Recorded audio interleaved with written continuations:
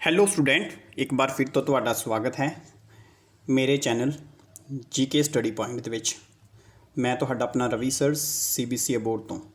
ਇਸ ਚੈਨਲ ਦੇ ਵਿੱਚ ਅਸੀਂ ਅੱਜ ਡਿਸਕਸ ਕਰਨ ਵਾਲੇ ਹਾਂ, ਨਵੀਂ ਸੀਰੀਜ਼ ਨੂੰ ਸਟਾਰਟ ਕਰਨ ਵਾਲੇ ਹਾਂ। ਜਰਨਲ ਸਾਇੰਸ ਦੀ ਇਸ ਸੀਰੀਜ਼ ਦੇ ਵਿੱਚ ਅਸੀਂ ਡਿਸਕਸ ਕਰਾਂਗੇ ਜਰਨਲ ਸਾਇੰਸ, ਜੋ ਕਿ ਪੇਪਰਾਂ ਦੇ ਵਾਸਤੇ ਇੰਪੋਰਟੈਂਟ ਹੈ। ਪੀਪੀਐਸਸੀ ਦੇ ਜਿੰਨੇ ਵੀ ਪੇਪਰ ਨੇ ਜਾਂ PSSS ਬੋਰਡ ਦੇ ਜਿੰਨੇ ਵੀ ਪੇਪਰ ਨੇ, ਉਹਦੇ ਵਿੱਚੋਂ ਕਿਹੜੇ ਫੈਕਟ ਦੇ ਬੇਸ ਤੇ ਜਿਹੜੇ ਸਾਡੇ ਕੁਐਸਚਨ ਬਣਦੇ ਨੇ, ਇਸ PDF ਦੇ ਵਿੱਚ ਮੈਂ ਤੁਹਾਨੂੰ ਇਸ ਬੁੱਕ ਦੇ ਥਰੂ ਜਿਹੜੀ ਹੈ ਇਹ ਸਾਰੀ ਜਿਹੜੀ ਸਾਇੰਸ ਹੈ ਤੁਹਾਨੂੰ ਬਰੀਫਲੀ ਐਕਸਪਲੇਨ ਕਰਕੇ ਤੁਹਾਨੂੰ ਸਾਰੇ ਉਹਦੇ ਡਾਊਟ ਵੀ ਕਲੀਅਰ ਕਰੂੰਗਾ, ਨਾਲੇ ਤੁਹਾਨੂੰ ਸਾਰੀ ਚੀਜ਼ਾਂ ਐਕਸਪਲੇਨ ਕਰੂੰਗਾ। ਸੋ ਪਲੀਜ਼ ਤੁਸੀਂ ਮੇਰੇ ਚੈਨਲ ਨੂੰ ਜ਼ਰੂਰ ਸਬਸਕ੍ਰਾਈਬ ਵੀ ਕਰਨਾ ਤੇ ਸ਼ੇਅਰ ਵੀ ਕਰ ਦੇਣਾ, ਠੀਕ ਹੈ ਜੀ। ਆਓ ਅਸੀਂ ਸਾਇੰਸ ਦੇ ਬਾਰੇ ਜਾਣੀਏ। ਸਾਇੰਸ ਦੇ ਦੇਖੋ ਜੀ 3 ਪਾਰਟ ਹੁੰਦੇ ਆ। ਬੇਸਿਕਲੀ ਸਾਇੰਸ ਦੇ ਵਿੱਚ ਆਪਾਂ ਪੜ੍ਹਦੇ ਹੁੰਦੇ ਹਾਂ ਕਿ 3 ਪਾਰਟ ਤੋਂ ਮਿਲ ਕੇ ਸਾਰੀ ਸਾਇੰਸ ਬਣੀ ਹੈ। ਵੈਸੇ ਸਾਇੰਸ ਦੇ ਬਹੁਤ ਪਾਰਟ ਨੇ, ਪਰ ਬੇਸਿਕਲੀ ਆਪਾਂ ਕਹੀਏ ਨਾ ਗੱਲ ਤਾਂ 3 ਹੈਗੇ ਨੇ। ਇੱਕ ਤਾਂ ਹੈਗੀ ਆ ਫਿਜ਼ਿਕਸ, ਠੀਕ ਹੈ ਜੀ, ਫਿਜ਼ਿਕਸ। ਫਿਰ ਹੈ ਕੈਮਿਸਟਰੀ, ਉਸ ਤੋਂ ਬਾਅਦ ਆਉਂਦੀ ਹੈ ਜੀ ਬਾਇਓਲੋਜੀ।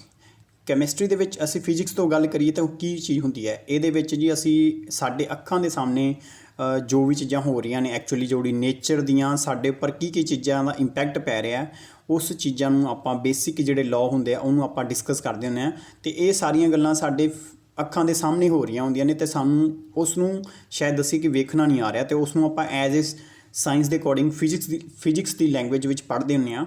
ਅੱਛਾ, ਜਿਹੜੀ ਚੀਜ਼ਾਂ ਦਾ ਕੈਮੀਕਲ ਦੇ ਬੇਸ 'ਤੇ ਵੀ ਕੋਈ ਕੈਮੀਕਲ ਕਿੱਦਾਂ ਚੇਂਜ ਹੋ ਰਿਹਾ ਵਾ, ਕਿਸੇ ਨੂੰ ਕੋਈ ਇੱਕ ਥਾਂ ਤੋਂ ਕਿਵੇਂ ਕੋਈ ਕੈਮੀਕਲੀ ਜਿਹੜੇ 1-2 ਚੀਜ਼ਾਂ ਆਪਸ ਦੇ ਵਿੱਚ ਇੰਟਰੈਕਸ਼ਨ ਕਰਦੀਆਂ ਨੇ ਜਾਂ ਚੇਂਜ ਹੁੰਦਾ ਹੈ, ਉਸ ਨੂੰ ਆਪਾਂ ਪੜ੍ਹਦੇ ਹਾਂ ਕਿਸੇ ਕੈਮੀਕਲ ਦੇ ਵਿੱਚ, ਉਸ ਨੂੰ ਆਪਾਂ ਪੜ੍ਹਦੇ ਹਾਂ ਕੈਮਿਸਟਰੀ ਦੇ ਵਿੱਚ। ਅਤੇ ਜਿਹੜਾ ਹਿਊਮਨ ਹੈ, ਮਤਲਬ ਅੱਜ ਜਿਹੜਾ ਪਰਸਨ ਹੈ ਇਹ ਘੁੰਮਦਾ ਪਿਆ ਹੈ, ਇਹ ਇਸ ਦੇ ਵਿੱਚ ਜਿਹੜੇ ਜਿੰਨੇ ਵੀ ਤੰਤਰ ਚੱਲਦੇ ਪਏ ਨੇ ਉਹਨੂੰ ਆਪਾਂ ਐਜ਼ ਏ ਜਿਹੜੀ ਚੱਲਦੀ ਹੋਈ ਲਾਈਫ ਦੇ ਵਿੱਚ ਆਪਾਂ ਕੋਈ ਗੱਲ ਡਿਸਕਸ ਕਰਦੇ ਹਾਂ, ਉਹਨੂੰ ਆਪਾਂ ਕਹਿੰਦੇ ਹਾਂ ਬਾਇਓਲੋਜੀ। ਅਤੇ ਜਿਹੜੀ ਮੈਂ ਅੱਜ ਚੀਜ਼ ਸਟਾਰਟ ਕਰਨ ਚੱਲਿਆ ਵਾਂ ਉਹ ਹੈਗੀ ਹੈ ਫਿਜ਼ਿਕਸ ਦੇ ਵਿੱਚ, ਠੀਕ ਹੈ। ਇਹਨੂੰ ਪੰਜਾਬੀ ਦੇ ਵਿੱਚ ਭੌਤਿਕੀ ਵਿਗਿਆਨ ਆਪਾਂ ਕਹਿੰਦੇ ਹਾਂ, ਠੀਕ ਹੈ ਜੀ। ਤਾਂ ਇਸ ਨੂੰ ਆਪਾਂ ਡੈਫੀਨੇਸ਼ਨ, ਜਿਹੜੀਆਂ ਚੀਜ਼ਾਂ ਇੰਪੋਰਟੈਂਟ, ਜਿਹੜੀ ਲਾਈਨ ਆਪਣੇ ਲਈ ਇੰਪੋਰਟੈਂਟ ਹੈ ਉਹ ਜਿਹੜੀ ਪੁੱਛੀ ਜਾ ਸਕਦੀ ਹੈ, ਉਹ ਮੈਂ ਤੁਹਾਨੂੰ ਇੱਥੇ ਡਿਸਕਸ ਕਰੂੰਗਾ। ਫਿਜ਼ਿਕਸ ਦੇ ਵਿੱਚ ਮੈਂ ਪੰਜਾਬੀ ਦੇ ਵਿੱਚ ਦੱਸ ਚੁੱਕਿਆ ਹਾਂ। ਅਤੇ ਇਸ ਦੇ ਵਿੱਚ ਦੇਖੋ ਜੀ, ਇਸ ਬੁੱਕ ਨੂੰ ਤੁਸੀਂ ਖਰੀਦ ਵੀ ਸਕਦੇ ਹੋ। ਅਰਿਹੰਤ ਦੀ ਇਹ ਬੁੱਕ ਹੈ, ਇਸ ਨੂੰ ਮੈਂ ਪੂਰੀ ਤੁਹਾਨੂੰ ਡਿਟੇਲ ਦੇ ਵਿੱਚ ਡਿਸਕਸ ਕਰ ਦੂੰਗਾ ਸਾਰੀ ਬੁੱਕ। ਅਤੇ ਅੱਜ ਤੋਂ ਮੈਂ ਇਹ ਸ਼ੁਰੂਆਤ ਕੀਤੀ ਹੈ, ਤਾਂ ਸੋ ਪਲੀਜ਼ ਸਪੋਰਟ ਮੀ, ਠੀਕ ਹੈ ਜੀ। ਅਤੇ ਫਿਜ਼ਿਕਸ ਦਾ ਪਹਿਲਾ, ਫਿਜ਼ਿਕਸ ਦੀ ਕੀ ਚੀਜ਼ ਹੈ? ਫਿਜ਼ਿਕਸ ਦੇ ਦੇਖੋ ਜੀ, ਇਹ ਕੀ ਹੈ, ਇੱਕ ਸਟੱਡੀ ਹੈ। ਇਹਨੂੰ ਆਪਾਂ ਬੇਸਿਕਲੀ ਕਹੀਏ ਤਾਂ ਕੀ ਚੀਜ਼ ਦੀ ਸਟੱਡੀ ਹੈ? ਨੇਚਰ ਦੀ ਅਤੇ ਉਸ ਦੇ ਬਣਾਏ ਹੋਏ ਲਾਅ, ਠੀਕ ਹੈ ਜੀ। ਕਿ ਕੋਈ ਨੇਚਰ ਨੇ ਲਾਅ ਬਣਾਇਆ, ਕਿੱਦਾਂ ਉਹ ਚੀਜ਼ ਹੁੰਦੀ ਹੈ, ਉਸ ਦੇ ਬਾਰੇ ਅਗਰ ਆਪਾਂ ਨੂੰ ਸਾਇੰਟੀਫਿਕਲੀ ਤਰੀਕੇ ਨਾਲ ਪੜ੍ਹੀਏ ਤਾਂ ਉਸ ਨੂੰ ਆਪਾਂ ਸਾਇੰਸ ਦੀ ਭਾਸ਼ਾ ਦੇ ਵਿੱਚ ਪੜ੍ਹੀਏ ਤਾਂ ਉਹਨੂੰ ਆਪਾਂ ਫਿਜ਼ਿਕਸ ਕਹਿੰਦੇ ਹਾਂ। ਇਹ ਜਿਹੜਾ ਫਿਜ਼ਿਕਸ ਵਰਡ ਹੈ ਇਹ ਗ੍ਰੀਕਸ ਲੈਂਗੁਏਜ ਤੋਂ ਆਇਆ। ਗ੍ਰੀਕਸ ਦੇ ਵਿੱਚ ਮਤਲਬ ਹੁੰਦਾ ਸੀਗਾ, ਇੱਕ ਵਰਡ ਹੈ ਗ੍ਰੀਕਸ ਦਾ ਫਿਜ਼ਿਕਸ। ਇਸ ਵਰਡ ਤੋਂ ਉਹਦਾ ਮਤਲਬ ਹੁੰਦਾ ਸੀ ਨੇਚਰ ਦਾ ਕੀ ਇੰਪੈਕਟ ਪੈ ਰਿਹਾ ਹਿਊਮਨ ਬੋਡੀ ਦੇ ਉੱਪਰ, ਇਹ ਸਾਰਾ ਆਪਾਂ ਜਿਹੜਾ ਫਿਜ਼ਿਕਸ ਦੇ ਵਿੱਚ ਆਪਾਂ ਵੇਖਦੇ ਨੇ, ਠੀਕ ਹੈ ਜੀ। ਇਸ ਦੇ ਵਿੱਚ ਇਹਨੂੰ ਵੇਖਣ ਤੋਂ ਪਹਿਲਾਂ ਬਾਕੀ ਇਹਦੇ ਸਾਡੇ ਜਿਹੜਾ ਇਹ ਹੈ, ਇਹਦੇ ਵਿੱਚ ਐਸਟਰੋਨੋਮੀ ਦੇ ਲਾਅ ਹੁੰਦੇ ਆ, ਕੁਛ ਕਾਫੀ ਚੀਜ਼ਾਂ ਦੀ ਰਿਐਕਸ਼ਨ, ਕਾਫੀ ਜਿਹੜੇ ਨੇਚਰ ਦੇ ਲਾਅ ਨੇ, ਐਸਟਰੋਨੋਮੀ ਦੇ ਲਾਅ ਨੇ, ਇਹ ਸਾਰਾ ਚੀਜ਼ਾਂ ਆਪਾਂ ਫਿਜ਼ਿਕਸ ਦੇ ਵਿੱਚ ਪੜ੍ਹਦੇ ਹਾਂ। ਇੱਕ ਆਧਾਰ ਹੈ ਜਦੋਂ ਵੀ ਤੁਸੀਂ ਪੜ੍ਹਦੇ ਹੋ ਕਿਸੇ ਵੀ ਫਿਜ਼ਿਕਸ ਨੂੰ। ਤਾਂ ਇਹਦਾ ਸਭ ਤੋਂ ਪਹਿਲਾਂ ਜਿਹੜਾ ਚੈਪਟਰ ਆਪਾਂ ਨੂੰ ਜਿੱਥੋਂ ਸਮਝ ਆਊਗੀ, ਕਿਉਂਕਿ ਇਹਦੇ ਵਿੱਚ ਕਾਫੀ ਫਾਰਮੂਲੇ ਨੇ ਜਿਹੜੇ ਕਿ ਕੁਝ ਪੁਆਇੰਟਾਂ ਤੋਂ ਮਿਲ ਕੇ ਬਣੇ ਹੋਏ ਨੇ, ਠੀਕ ਹੈ ਜੀ। ਉਸ ਦੇ ਵਿੱਚ ਤੁਸੀਂ ਦੇਖੋ ਸਭ ਤੋਂ ਪਹਿਲਾ ਪੁਆਇੰਟ ਮੈਜ਼ਰਮੈਂਟ ਕਿਸ ਚੀਜ਼ ਦੀ? ਸੋ ਯੂਨਿਟ ਜਿਹੜਾ ਹੁੰਦਾ, ਯੂਨਿਟ ਜਿਹੜਾ ਇੱਕ ਚੈਪਟਰ ਹੈ ਸਪੈਸ਼ਲ, ਤੁਸੀਂ +1 ਦੀ ਬੁੱਕ ਦੇ ਵਿੱਚ ਵੇਖੋਗੇ ਤਾਂ ਯੂਨਿਟ ਇੱਕ ਚੈਪਟਰ ਹੈ। ਉਸ ਚੈਪਟਰ ਦੇ ਵਿੱਚ ਸਭ ਤੋਂ ਪਹਿਲਾਂ ਆਪਾਂ ਜਿਹੜਾ ਯੂਨਿਟ ਚੈਪਟਰ ਪੜ੍ਹਦੇ ਹਾਂ ਉਹਦਾ ਮਤਲਬ ਕੀ ਹੁੰਦਾ? ਦੇਖੋ ਵੀ ਹਰ ਇੱਕ ਚੀਜ਼ ਨੂੰ ਮਾਪਣ ਦਾ ਸਟੈਂਡਰਡ ਲੈਵਲ ਦੇ ਉੱਪਰ ਇੱਕ ਤਰੀਕਾ ਹੁੰਦਾ।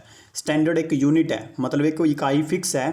ਇਹ ਯੂਨਿਟ ਦਾ ਕੀ ਹੁੰਦਾ ਜੀ? ਹਰ ਇੱਕ ਚੀਜ਼ ਨੂੰ ਮਾਪਣ ਦਾ ਯੂਨਿਟ। ਜਿਵੇਂ ਤੁਸੀਂ ਪੈਟਰੋਲ ਲੈਣ ਜਾਓਗੇ ਤਾਂ ਲੀਟਰਾਂ ਦੇ ਵਿੱਚ ਹੈ, ਕੋਈ ਤੁਸੀਂ ਜਿਵੇਂ ਕੇਲੇ ਬਾਜ਼ਾਰ ਤੋਂ ਆਪਾਂ ਮਾਰਕੀਟ 'ਚੋਂ ਜਾਂਦੇ ਹਾਂ ਤਾਂ ਉਹ ਦਰਜਨ ਦੇ ਹਿਸਾਬ ਨਾਲ ਮਿਲਦੇ ਆ, ਜਾਂ ਕੋਈ ਆਪਾਂ ਕੋਈ ਵੀ ਚੀਜ਼ ਹੈ ਤੁਸੀਂ ਆਪਣੀ ਵਟਐਵਰ ਜੋ ਵੀ ਚੀਜ਼ਾਂ ਆਪਾਂ ਮਾਰਕੀਟ ਦੇ ਵਿੱਚ ਜਿੰਨੇ ਵੀ ਯੂਨਿਟ ਹੈ ਕਿ ਕੋਈ ਚੀਜ਼ ਵੇਟ ਹੈ ਉਹਨੂੰ ਤੋਲ ਕੇ ਲੈਂਦੇ ਹਾਂ, ਠੀਕ ਹੈ ਜੀ। ਇਸੇ ਤਰ੍ਹਾਂ ਸਾਰੀਆਂ ਚੀਜ਼ਾਂ ਨੂੰ ਆਪਾਂ ਜਿਹੜਾ ਯੂਨਿਟ ਹੈ ਜਿਹਦੇ ਵਿੱਚ ਆਪਾਂ ਤੋਲ ਦੀ ਇਕਾਈ ਜਿਹਨੂੰ ਆਪਾਂ ਕਹਿੰਦੇ ਹਾਂ ਉਹ ਆਪਣਾ ਯੂਨਿਟ ਹੈ। ਇਸ ਯੂਨਿਟ ਦੇ ਵਿੱਚ ਕੀ ਹੈ ਜੀ, ਬੇਸਿਕਲੀ ਇੱਕ ਸਟੈਂਡਰਡ ਫਿਕਸ ਕੀਤਾ ਹੋਇਆ ਕਿ ਹਰ ਚੀਜ਼ ਉਸੇ ਹਿਸਾਬ ਨਾਲ ਫਿਕਸ ਕੀਤੀ ਹੈ, ਉਸੇ ਹਿਸਾਬ ਨਾਲ ਮਿਲਣੀ ਹੈ। ਇਹ ਬੇਸਿਕ ਜਿਹੜੇ ਯੂਨਿਟ ਨੇ, ਇਹ ਹੁਣ ਜਿਹੜਾ ਆਪਾਂ ਸਿਸਟਮ ਯੂਜ਼ ਕਰਦੇ ਨਾ, ਉਹ ਸਿਸਟਮ ਦਾ ਨਾਮ ਹੈ SI ਸਿਸਟਮ, ਜਿਸ ਦੇ ਵਿੱਚ ਇਹ ਯੂਨਿਟ ਦੀ ਵੈਲਿਊ ਫਿਕਸ ਕੀਤੀ ਹੋਈ ਹੈ ਹਰ ਚੀਜ਼। ਜਿਵੇਂ ਮਾਰਕੀਟ 'ਚ ਤੁਹਾਨੂੰ ਦੱਸਣਾ ਨਹੀਂ ਪੈਂਦਾ ਕਿ ਦਰਜਨ ਜੇ ਤੁਸੀਂ ਦਰਜਨ ਇੱਕ ਕੇਲੇ ਮੰਗ ਲਏ ਤਾਂ ਉਹਨੂੰ ਪਤਾ ਹੁੰਦੇ ਵੀ 12 ਇਹਦੇ 'ਚ ਕੇਲੇ ਮਿਲਣਗੇ। ਜੇ ਤੁਸੀਂ ਕਹਤਾ ਵੀ 1 kg ਕੋਈ 1 ਕਿਲੋ ਕੋਈ ਚੀਜ਼ ਚਾਹੀਦੀ ਹੈ, ਤੁਹਾਨੂੰ ਪਤਾ ਵੀ 1000 ਗ੍ਰਾਮ ਨੇ ਇਸ ਦੇ ਵਿੱਚ, ਤਾਂ ਇਹ ਚੀਜ਼ ਆਪਾਂ ਯੂਨਿਟ ਹੈ, ਹਰ ਚੀਜ਼ ਨੂੰ ਮਾਪਣ ਦਾ ਇੱਕ ਯੂਨਿਟ ਦਿੱਤਾ ਹੋਇਆ, ਉਹੀ ਆਪਾਂ ਇੱਥੇ ਡਿਸਕਸ ਕਰ ਰਹੇ ਹਾਂ। ਇਹ ਜਿਹੜਾ ਸਿਸਟਮ ਹੈ ਜਿਹਦਾ ਫਿਕਸ ਕੀਤਾ ਸੀ ਉਸ ਨੂੰ ਆਪਾਂ ਕਹਿੰਦੇ ਹਾਂ SI। ਮਤਲਬ SI ਇੱਕ ਫਰਾਂਸ ਦੀ ਲੈਂਗੁਏਜ ਦੇ ਵਿੱਚ ਉਲਟਾ ਪਾ ਰੱਖਿਆ ਹੈ, ਵੈਸੇ ਨੂੰ ਕਹਿੰਦੇ ਹਾਂ ਸਟੈਂਡਰਡ ਆਫ ਇੰਟਰਨੈਸ਼ਨਲ ਜਿਹੜਾ ਯੂਨਿਟ ਸਿਸਟਮ, ਠੀਕ ਹੈ ਜੀ। ਤਾਂ ਇਹ ਤੁਸੀਂ ਯਾਦ ਰੱਖਣਾ ਹੈ। ਤੇ ਜਿਵੇਂ ਹੁਣ ਦੇਖੋ ਬੇਸਿਕ ਯੂਨਿਟ, ਦੇਖੋ ਪੂਰੇ ਨਾ ਯੂਨਿਟ ਜਿਹੜਾ ਯੂਨਿਟ ਹੈ, ਇਕਾਈ ਜਿਹੜੀ ਹੈ, ਇਹਨੂੰ 2 ਭਾਗਾਂ 'ਚ ਡਿਵਾਈਡ ਕੀਤਾ ਹੋਇਆ। ਜਿਵੇਂ ਹੁਣ ਕੁਛ ਹੁੰਦੇ ਆ ਬੇਸਿਕ ਯੂਨਿਟ ਤੇ ਕੁਛ ਹੁੰਦੇ ਆ ਸਪਲੀਮੈਂਟਰੀ ਯੂਨਿਟ, ਤੇ ਇਹਨਾਂ ਸਾਰਿਆਂ ਬੇਸਿਕ ਯੂਨਿਟ ਤੋਂ ਮਿਲਾ ਕੇ ਕੁਛ ਬਣਦੇ ਨੇ ਜਿਹੜੇ ਡਰਾਈਵਡ ਯੂਨਿਟ। ਜਿਵੇਂ ਤੁਹਾਡੇ ਕੋਲ ਦੇਖੋ ਜੀ, ਮੈਂ ਤੁਹਾਨੂੰ ਇੱਕ ਸਿੰਪਲ ਜੀ ਭਾਸ਼ਾ ਦੇ ਸਮਝਾਵਾਂ। ਜਿਵੇਂ ਆਪਣੇ ਕੋਲ ਬਾਈਕ ਦੇ ਸਾਰੇ ਪਾਰਟਸ ਹੋਣ, ਮੰਨ ਲਓ ਕੋਈ ਸਾਈਕਲ ਹੈ, ਸਾਈਕਲ ਦੇ ਸਾਰੇ ਪਾਰਟ ਆਪਣੇ ਕੋਲ ਨੇ, ਤਾਂ ਬੇਸਿਕ ਸਾਈਕਲ ਦੇ ਵਿੱਚ ਦੇਖੋ 2 ਟਾਇਰ ਨੇ, ਉਹਦੇ ਹੈਂਡਲ ਵੀ ਹੈਗਾ ਆਪਣੇ ਕੋਲ, ਉਹਦਾ ਪੂਰਾ ਸਿਸਟਮ ਸਟਰਕਚਰ ਪੂਰਾ ਅਲੱਗ-ਅਲੱਗ ਹੈ। ਤੁਹਾਨੂੰ ਆਪਾਂ ਸਾਈਕਲ ਨਹੀਂ ਕਹਿ ਸਕਦੇ ਨਾ, ਜੋੜ ਕੇ ਹੀ ਸਾਈਕਲ ਕਹਾਂਗੇ। ਇਸੇ ਤਰ੍ਹਾਂ ਬੇਸਿਕ ਯੂਨਿਟ ਨੇ, ਬੇਸਿਕ ਯੂਨਿਟ ਜਿਹੜੇ ਜਿਹਨੂੰ ਆਪਾਂ ਫੰਡਾਮੈਂਟਲ ਕਈ ਬੁੱਕਸ ਦੇ ਵਿੱਚ ਲਿਖਿਆ ਹੋਊਗਾ, ਉਹਨਾਂ ਫੰਡਾਮੈਂਟਲ ਯੂਨਿਟ ਨੂੰ ਪਹਿਲੇ ਪੜ੍ਹਾਂਗੇ, 6-7 ਹੈਗੇ ਨੇ, ਉਹਨਾਂ ਤੋਂ ਜੋੜ ਕੇ ਸਾਰੀਆਂ ਚੀਜ਼ਾਂ ਬਣਦੀਆਂ ਨੇ। ਜਿਵੇਂ ਸਪੀਡ ਹੈ, ਇਹ ਡਰਾਈਵਡ ਯੂਨਿਟ ਹੈ, ਉਹ ਆਪਾਂ ਹੁਣ ਡਿਸਕਸ ਕਰਦੇ ਹਾਂ। ਤਾਂ ਜਿਵੇਂ ਦੇਖੋ ਜੀ, ਪਹਿਲਾਂ ਬੇਸਿਕ ਯੂਨਿਟ ਕਿਹੜੇ ਨੇ? 7। ਜਿਵੇਂ ਦੁਨੀਆ ਦੇ ਵਿੱਚ ਕੋਈ ਵੀ ਲੈਂਥ ਹੈ ਨਾ, SI ਯੂਨਿਟ ਦੇ ਵਿੱਚ ਫਿਕਸ ਕੀਤਾ ਹੋਇਆ ਕਿ ਉਹ ਮੀਟਰਾਂ ਦੇ ਵਿੱਚ ਮਾਪੀ ਜਾਊਗੀ, ਕਿਉਂਕਿ ਪਹਿਲੇ ਸਿਸਟਮ ਕੀ ਹੁੰਦਾ ਸੀਗਾ, ਹਰ ਬੰਦਾ ਆਪਣੇ ਹਿਸਾਬ ਨਾਲ ਮੀਟਰ ਲਗਾ ਰਿਹਾ।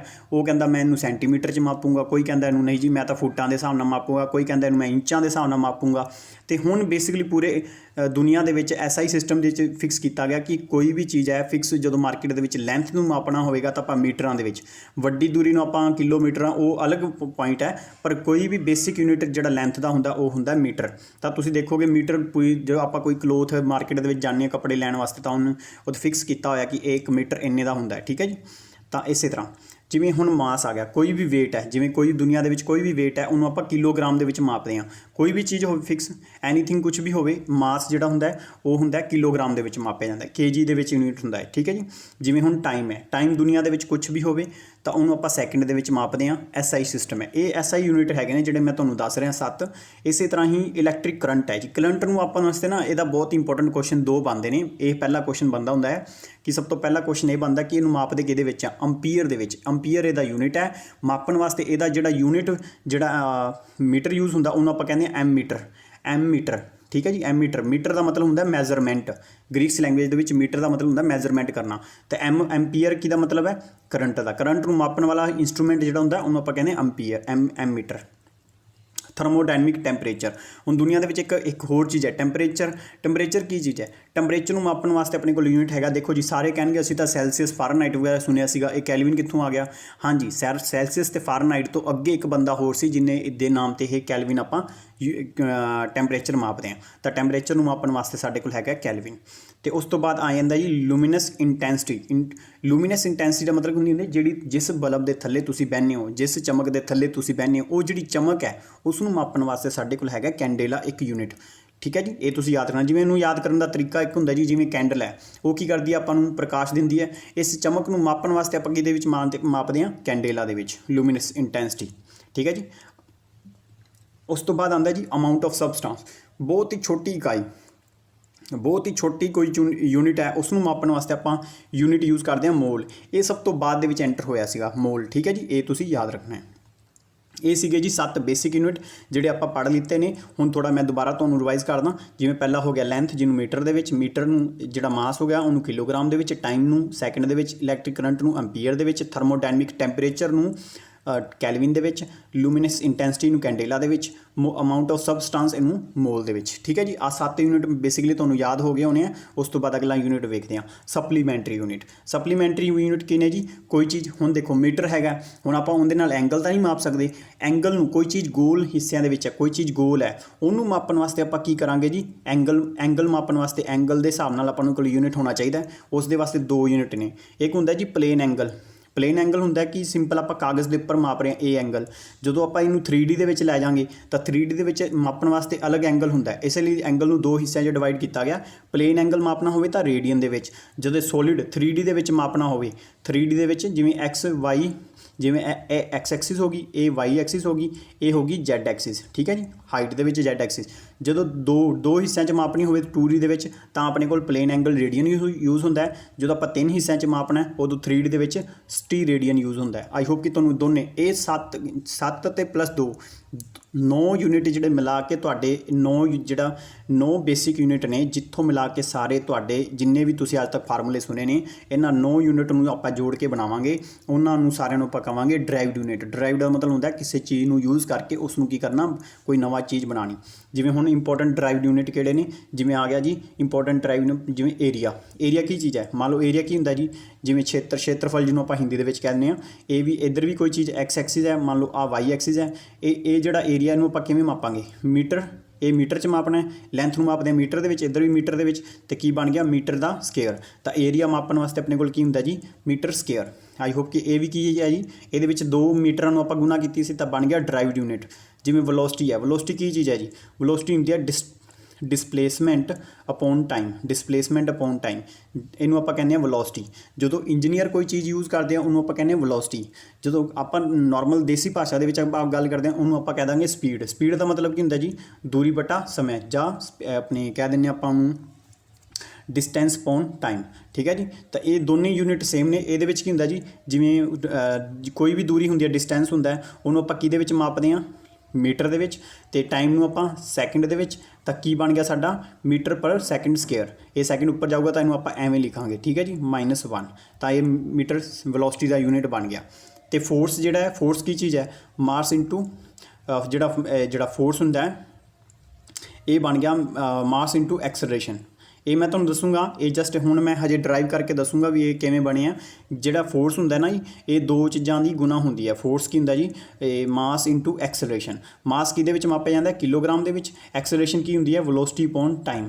ਇਹ ਫਾਰਮੂਲਾ ਹੁੰਦਾ ਜੀ ਵੈਲੋਸਿਟੀ ਅਪੋਨ, ਜਿਵੇਂ ਆਪਾਂ ਕੋਈ ਰੇਸ ਦਿੰਦੇ ਹਾਂ, ਆਪਾਂ ਕਹਿੰਦੇ ਨਾ ਐਕਸਲਰੇਟ ਕਰ ਰਹੇ ਹਾਂ ਬਾਈਕ ਨੂੰ, ਤਾਂ ਵੈਲੋਸਿਟੀ ਹੁੰਦੀ ਹੈ। ਵੈਲੋਸਿਟੀ ਤੇ ਅਪੋਨ ਟਾਈਮ, ਇਹ ਦੋਨੇ ਚੀਜ਼ਾਂ ਦੀ ਆਪਾਂ ਗੁਣਾ ਕਰੀਏ ਤਾਂ ਆਪਣੇ ਕੋਲ ਬਣਦਾ ਫੋਰਸ। ਆਪਾਂ ਉਹ ਤੁਹਾਨੂੰ ਬਾਅਦ ਦੇ ਵਿੱਚ ਮੈਂ ਐਕਸਪਲੇਨ ਕਰੂੰਗਾ ਨਿਊਟਨ ਲਾਅ ਦੇ ਵਿੱਚ। ਤਾਂ ਫਿਲਹਾਲ ਇੱਥੇ ਯੂਜ਼ ਕਰ ਲਓ ਕਿ ਇਹਦਾ ਯੂਨਿਟ ਕੀ ਹੋ ਗਿਆ ਜੀ, ਕਿਲੋਗ੍ਰਾਮ ਮੀਟਰ ਮਾਈਨਸ ਸਕੇਅਰ, ਠੀਕ ਹੈ ਜੀ। ਆਈ ਹੋਪ ਕਿ ਇਸ ਤਰ੍ਹਾਂ ਦੇ ਸਾਰੇ ਯੂਨਿਟ ਬਣਦੇ ਨੇ। ਤੇ ਇਹਨਾਂ ਚੀਜ਼ਾਂ ਨੂੰ ਆਪਾਂ ਕੀ ਕਹਿੰਦੇ ਹਾਂ, ਯੂਨਿਟ ਕਹਿੰਦੇ ਹਾਂ। ਤਾਂ ਮੈਂ ਹੁਣ ਤੱਕ ਤੁਹਾਨੂੰ ਕੀ ਪੜ੍ਹਾਇਆ, ਸਿਰਫ ਇੱਕ ਪਹਿਲਾਂ ਡੈਫੀਨੇਸ਼ਨ ਦੱਸੀ ਹੈ, ਫਿਰ ਯੂਨਿਟ ਦੇ 2 ਪ੍ਰਕਾਰ ਦੇ ਯੂਨਿਟ ਦੱਸੇ ਨੇ, ਬੇਸਿਕ ਯੂਨਿਟ ਤੇ ਡਰਾਈਵਡ ਯੂਨਿਟ। ਇਹ ਸਾਰੇ ਫਾਰਮੂਲੇ ਆਪਾਂ ਬਾਅਦ ਦੇ ਵਿੱਚ ਸਾਰੇ ਕਰ ਲਵਾਂਗੇ, ਜਸਟ ਇੱਕ ਵਾਰੀ ਐਗਜ਼ਾਮਪਲਾਂ ਦਿੱਤੀਆਂ ਸੀ ਉਹਨੂੰ। ਤੇ ਉਸ ਤੋਂ ਬਾਅਦ ਬੜਾ ਇੰਪੋਰਟੈਂਟ ਜਿਹੜਾ ਪੇਪਰਾਂ ਦੇ ਵਿੱਚ ਕਈ ਵਾਰੀ ਆ ਜਾਂਦਾ, ਲਾਈਟ ਈਅਰ। ਲਾਈਟ ਈਅਰ ਆਪਾਂ ਵੈਸੇ ਸੋਲਰ ਸਿਸਟਮ ਦੇ ਵਿੱਚ ਨਾ ਪੜ੍ਹਾਂਗੇ। ਸੋਲਰ ਸਿਸਟਮ ਦੇ ਵਿੱਚ ਇਹ ਹੁੰਦਾ ਜੀ, ਜਿਵੇਂ ਕੋਈ 1 ਸਾਲ ਦੇ ਵਿੱਚ ਕਿੰਨੇ ਦਿਨ ਹੁੰਦੇ ਆ, 365 ਦਿਨ। 365 ਦਿਨ, ਇੱਕ ਦਿਨ ਦੇ ਵਿੱਚ 24 ਘੰਟੇ ਹੁੰਦੇ ਆ, ਠੀਕ ਹੈ ਜੀ। 24 ਘੰਟੇ ਤੇ ਉਹਦੇ ਵਿੱਚ ਕਿੰਨੇ ਘੰਟੇ, ਉਹਨੂੰ ਆਪਾਂ ਸੈਕਿੰਡ ਦੇ ਵਿੱਚ ਚੇਂਜ ਕਰਨਾ ਹੋਵੇ ਤਾਂ ਕਿੰਨਾ ਹੋ ਗਿਆ, 60 ਨਾਲ ਗੁਣਾ ਕਰਾਂਗੇ। ਤਾਂ ਇੱਕ ਕੋਈ ਲਾਈਟ, ਮੰਨ ਲਓ ਕੋਈ ਲਾਈਟ ਸੂਰਜ ਤੋਂ ਚੱਲੀ ਤਾਂ 1 ਸਾਲ ਚੱਲੇ, ਪੂਰਾ ਸਾਲ ਚੱਲੇ, ਤੇ ਉਹ ਲਾਈਟ ਜਿੰਨਾ 1 ਸਾਲ ਦੇ ਵਿੱਚ ਡਿਸਟੈਂਸ ਕਵਰ ਕਰੂਗੀ, ਕਿਹੜੀ ਸਪੀਡ ਨਾਲ, 3 × 8 10 ਦੀ ਪਾਵਰ 8 ਮੀਟਰ ਪਰ ਸੈਕਿੰਡ ਦੇ ਹਿਸਾਬ ਨਾਲ। ਕਿਉਂਕਿ ਦੇਖੋ ਇਹਦਾ ਮਤਲਬ ਕੀ ਹੈ, ਇਹ ਲਾਈਟ ਦੀ ਸਪੀਡ ਹੈ। ਲਾਈਟ ਕਿਹੜੀ ਸਪੀਡ ਨਾਲ ਦੂਰੀ ਤੈਅ ਕਰਦੀ ਹੈ, 3 × 10 ਦੀ ਪਾਵਰ 8 ਦੇ ਨਾਲ। ਤੇ ਇਹਦੇ ਵਿੱਚ ਉਹ ਕੀ ਕਰਦੀ ਹੈ, 1 ਸੈਕਿੰਡ ਦੇ ਵਿੱਚ ਮਤਲਬ ਇੰਨੀ ਦੂਰੀ ਤੈਅ ਕਰ ਲੈਂਦੀ ਹੈ ਇੱਕ ਲਾਈਟ। ਤਾਂ ਇਹ ਲਾਈਟ ਦੀ ਇੰਨੀ ਸਪੀਡ ਹੋਵੇ ਤਾਂ 365 ਦਿਨ ਚੱਲੇ ਤੇ 24 ਘੰਟੇ ਲਗਾਤਾਰ, ਤੇ 60 ਗੁਣਾ ਕਰ ਲਓ ਤਾਂ ਇੰਨੇ ਸੈਕਿੰਡ ਤੱਕ ਡੇਲੀ ਚੱਲੇ, ਤਾਂ ਉਹ ਜਿੰਨੀ ਦੂਰ ਤੱਕ ਪ੍ਰਕਾਸ਼ ਪਹੁੰਚ ਗਿਆ ਉਹਨੂੰ ਆਪਾਂ ਕੀ ਕਹਿੰਦੇ ਹਾਂ, ਪ੍ਰਕਾਸ਼ ਵਰਸ਼ ਜਾਂ ਲਾਈਟ ਈਅਰ। ਤਾਂ ਉਹਨੂੰ ਆਪਾਂ ਇਸੇ ਯੂਨਿਟ ਦੇ ਵਿੱਚ ਲਿਖਿਆ ਹੈ 9.46 × 10 ਦੀ ਪਾਵਰ 15 ਮੀਟਰ ਦੇ ਵਿੱਚ, ਠੀਕ ਹੈ ਜੀ। ਇਹ ਤੁਸੀਂ ਯਾਦ ਰੱਖਣਾ। ਉਸ ਤੋਂ ਬਾਅਦ ਇਹ ਤੁਹਾਡੇ ਕੰਮ ਦੇ ਨਹੀਂ ਗਏ ਨੇ, ਜਸਟ ਯਾਦ ਕਰਨਾ। ਤੇ 1 ਕੁਇੰਟਲ ਦੀ ਵੈਲਿਊ ਕਰ ਲਓ, 100 kg ਹੁੰਦੀ ਨਾ, ਆਪਾਂ ਯੂਜ਼ ਕਰ ਦਿੰਦੇ ਹਾਂ ਬੇਸਿਕਲੀ ਪੰਜਾਬੀ ਦੇ ਵਿੱਚ। 1 ਮੈਟ੍ਰਿਕ ਟਨ 1000 kg ਨੂੰ ਆਪਾਂ ਕੀ ਕਹਿੰਦੇ ਹਾਂ, 10 ਦੀ ਪਾਵਰ 3। 10 ਦੀ ਐਵੇਂ ਵੀ ਲਿਖ ਸਕਦੇ ਹੋ ਤੁਸੀਂ, ਇਸ ਨੂੰ ਐਵੇਂ ਵੀ ਲਿਖ ਸਕਦੇ ਹਾਂ ਆਪਾਂ 10 ਦੀ ਪਾਵਰ 3, ਠੀਕ ਹੈ ਜੀ। ਤੇ ਇਹ ਦੋਨੇ ਯੂਨਿਟ ਆਪਾਂ ਇਸ ਤਰ੍ਹਾਂ ਯੂਜ਼ ਕਰ ਸਕਦੇ ਹਾਂ। ਆਈ ਹੋਪ ਕਿ ਤੁਹਾਨੂੰ ਅੱਜ ਲਈ, ਕਿਉਂਕਿ ਵੀਡੀਓ ਆਪਾਂ ਛੋਟੀ ਰੱਖਾਂਗੇ, 10 ਮਿੰਟਾਂ ਦੀ ਹੋਊਗੀ, ਤਾਂ ਤੁਹਾਡੇ ਲਈ ਪੜ੍ਹਨਾ ਵੀ ਆਸਾਨ ਹੋਊਗਾ। ਤੇ ਇਸੇ ਤਰ੍ਹਾਂ ਮੈਂ ਡੇਲੀ ਤੁਹਾਡੇ ਲਈ ਸਾਇੰਸ ਦੀ ਵੀਡੀਓ ਪਾਊਂਗਾ, ਤੇ ਤੁਹਾਨੂੰ ਘਬਰਾਉਣ ਦੀ ਲੋੜ ਨਹੀਂ ਹੈ। ਤੇ ਤੁਸੀਂ ਇਸ ਨੂੰ ਸਿਰਫ ਬਾਰ-ਬਾਰ ਯੂਜ਼ ਕਰੋ, ਤੇ ਬਾਕੀ ਇਸ ਨੂੰ ਰਿਪੀਟ ਕਰੋ ਤਾਂ ਤੁਹਾਡੀ ਜਿਹੜੀ ਸਾਇੰਸ ਹੈ ਹੌਲੀ ਹੌਲੀ ਜਿਹੜੀ ਹੈ ਕਵਰ ਹੋ ਜੂਗੀ। ਤੇ thank you for watching my lectures. ਇਹਨੂੰ ਪਲੀਜ਼ ਸ਼ੇਅਰ ਜ਼ਰੂਰ ਕਰ ਦੇਣਾ। ਨੈਕਸਟ ਵੀਡੀਓ ਜਲਦੀ ਅਪਲੋਡ ਕਰਾਂਗੇ।